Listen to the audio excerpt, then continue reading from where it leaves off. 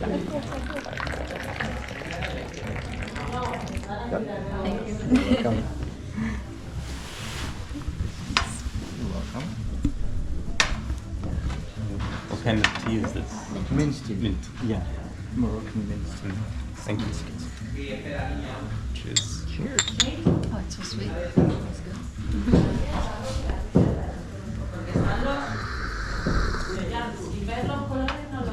Oh yeah, it is sweet. It's good. It's like half sugar.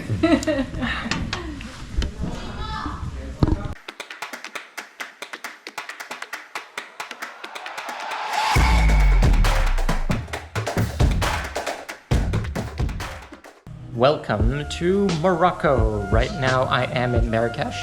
This is a trip for 12 days in Morocco, going to different cities, going to Fez, Rabat, Casablanca, Marrakech, and also going to visit the desert.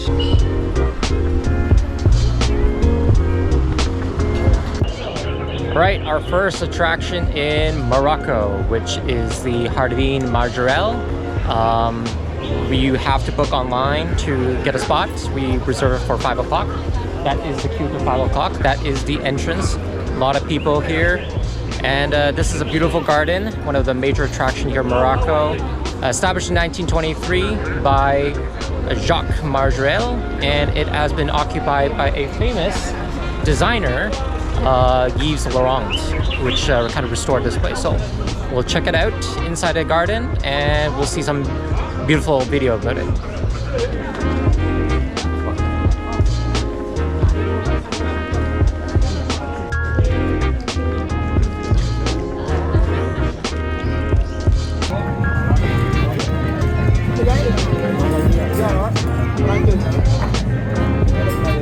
Behind me is the main square of Marrakech. This is Jama El Fna, and this is basically south of the Medina. Lots of people, as you can see from behind me. We got very, very lucky to get a table here at the terrace, and we're just looking for food, but this is like the terrace right here. And yeah, a lot of people, sunset, great sunset view. A few things that we've noticed that even if you go through the main market, Medina, you can't really take videos or photos, and they'll basically yell at you. So I didn't take any, but I'm lucky to have this kind of beautiful view behind me. It's an odd thing to film. No, it's Silent. sometimes you want it's a filler. It's a filler video. Transitions. Exactly, filler video. Something very quick. We're at the Ouzoud Waterfall at the very top, and we have monkeys all over, everywhere at the top.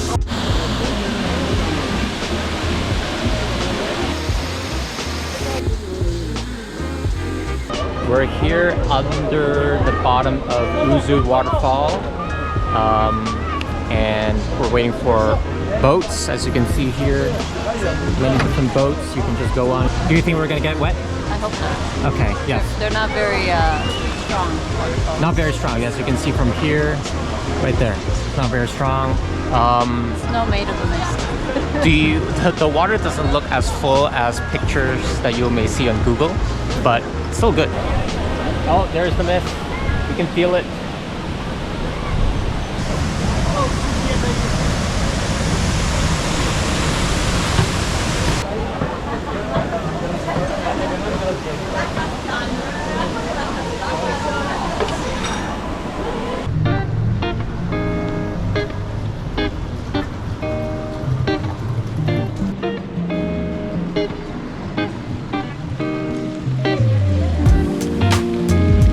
This is the Madrasa Ben Youssef in Marrakech. I am actually located in this beautiful courtyard. As you can see behind me, massive courtyard. This is a Islamic college education institute here in Marrakech. We're just gonna explore the intricacies of this place. This is beautiful. Nice little pond fountain in the middle. And we're gonna see more of this place.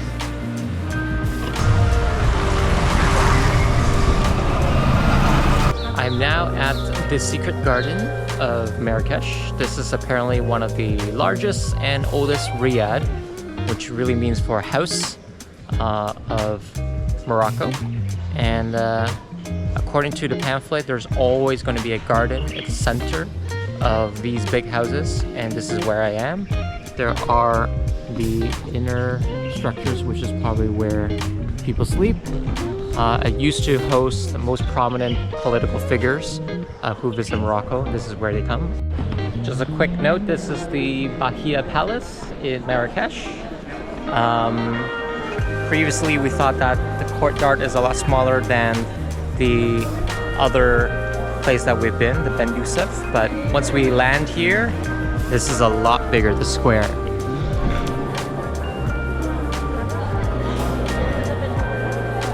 Here you can clearly see the contrast. This is the Badi Palace, which is about 6 minutes away from the Bahia Palace. This is older, but a lot bigger. And it's nice. I like this, and it's more exposed. It's outdoor, mainly, as you can see.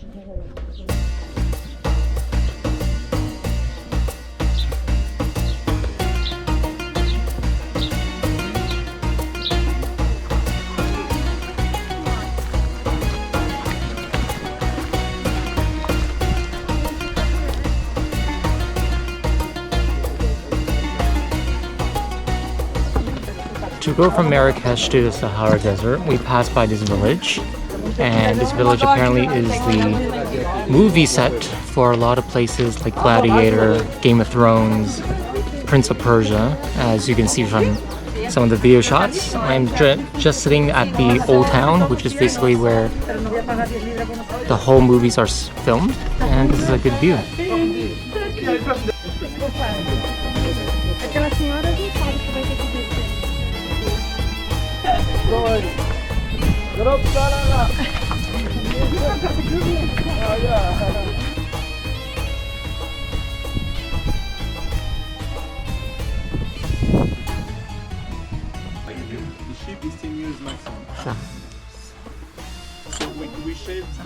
Hi guys, we're actually in the town of Tangier, which is probably halfway between Amazigh and the Sahara Desert. This is the halfway point where we're being led to this village and get to know the culture. As you can see from some videos, we were given a demonstration of Moroccan carpets, how they're made, and some of the demonstration of their products. And one thing we also get to know is how buildings are built here. If you can see here, it's actually not made of concrete, it's made of clay mixed with straw and traditional material. That's how they build the structures. Beautiful. This is a beautiful gorge right before the Sahara Desert, still on the way there. As you can see, all the way in the back and to here. This is the flow and source of water to irrigate the oasis at the bottom, and we're just gonna keep exploring whatever houses and culture in there. And right now we're just waiting for people to cross the river.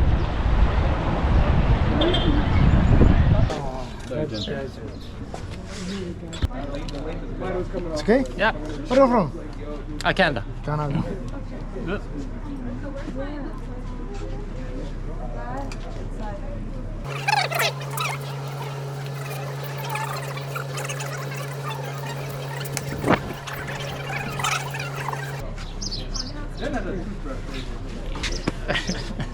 Go ahead. Yes.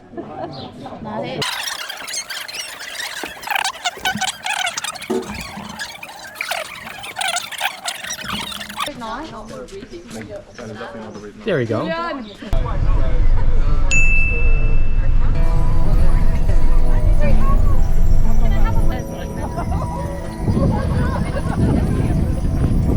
That's the whole square.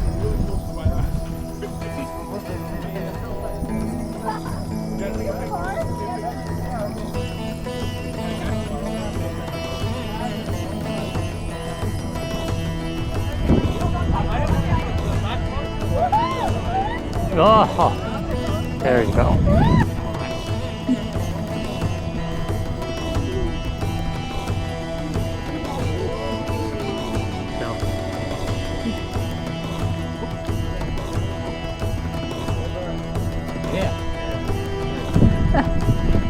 Here's the Sahara Desert. Big desert right here, and we have finally achieved desert power.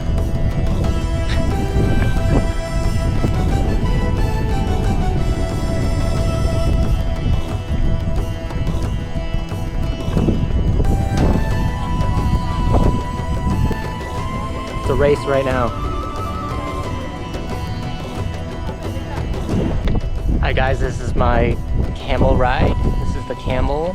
His name is Duncan, Idaho. From Duke. Whoa, whoa, whoa, whoa. He just had a reaction because he really likes that name. Yeah. There, now he's back. Right? Right, Duncan?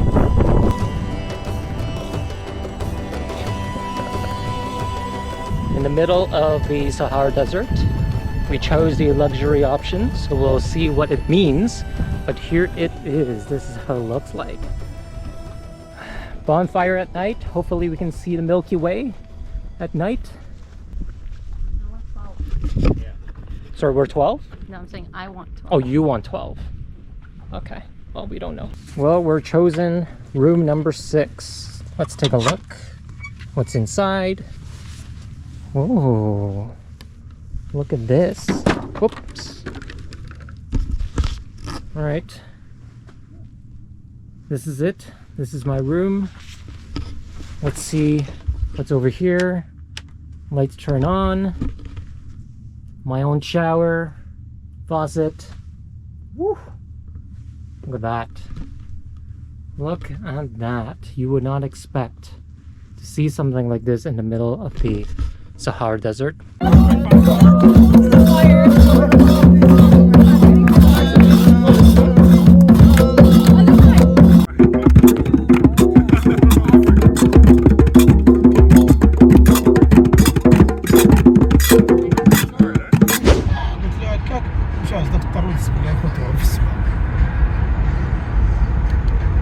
Behind me is the ancient city of Volubilis.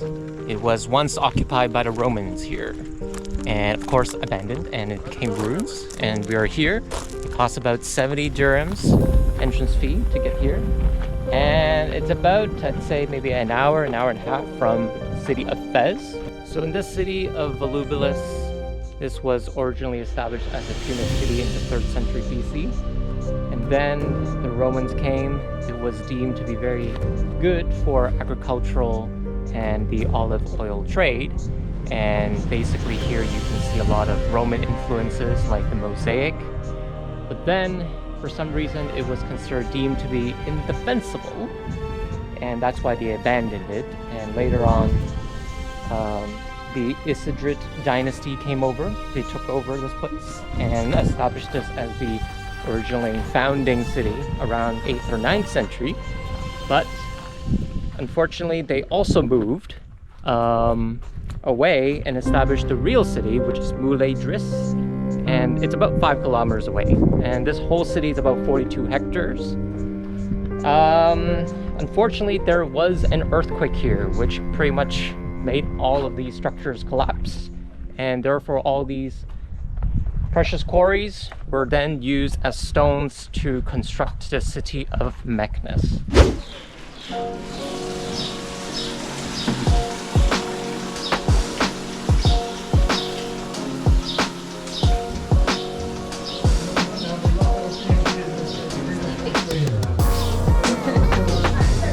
Welcome to the city of Chefchaouen. This is what we call it, the Blue City in Morocco. Founded around 1470s. It was originally spanned from the period of the Reconquista, when the Christians were conquering the rest of Spain. Basically all the Muslims and non-Christians basically flee Spain and come to Chefchaouen. Well, after World War II, or during World War II, The Jewish community wanted to flee Europe and they were looking for refuge, and they come here in Chefchaouen and they basically settled here. So you may want to ask, why is the city blue in color? Well, one of the main reasons that people think is because the Jewish community wanted to paint it blue because it reminds them of heaven and God. It's reconnected with them, and also it reminds them of some kind of Mediterranean Sea, a symbol of water because it's blue color. Of course, there's also other theories like repelling mosquitoes and stuff, but who knows what they are. But in my opinion, reconnecting with heaven and God is probably the most prominent. Well, as you know, because of the Spanish Reconquista, that's why here in Chefchaouen, a lot of people here speak Spanish. Now, there is pretty much every single corner that you walk on streets, you can turn to any place into a photo, scenic place, and you can take pictures. There is no shortage of places where you can take photos.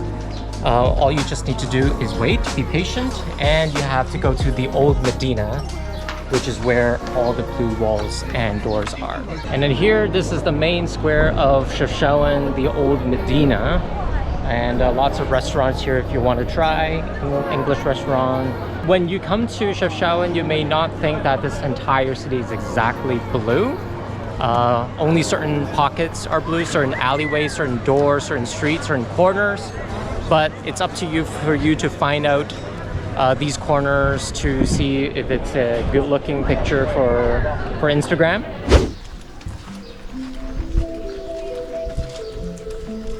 This is the city of Fez. That's where we are right now. And I want to show you one of the most iconic attraction in Fez, which is the tannery. And look down here, this is a functioning tannery, I should say. As you can see, people are dyeing different kinds of colors.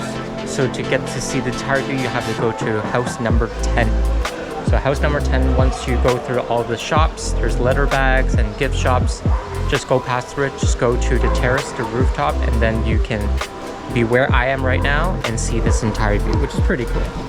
Behind me is the Old Medina of Fez. As you can see, there are walls surrounding the entire Old Medina. It's pretty big. There are about 14 gates surrounding the entire Old Medina, so 14 entry points. We're not going to see all 14. Perhaps we're going to see one or two, maybe the Blue Gate. It's pretty big inside. There's about 9,000 streets and alleyways and lots of mosques. You may not be able to see behind me, but it is what it is. Behind me is the Blue Gate, as I said. One of the 14 gates of Medina Fez right here.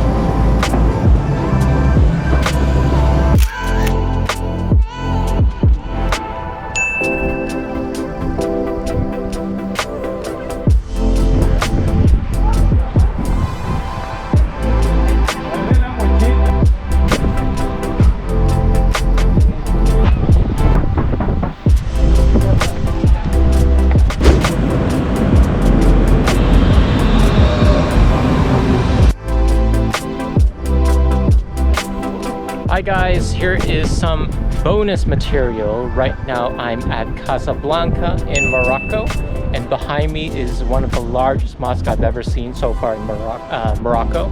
It is Hassan II Mosque. This structure is massive, the tower is huge.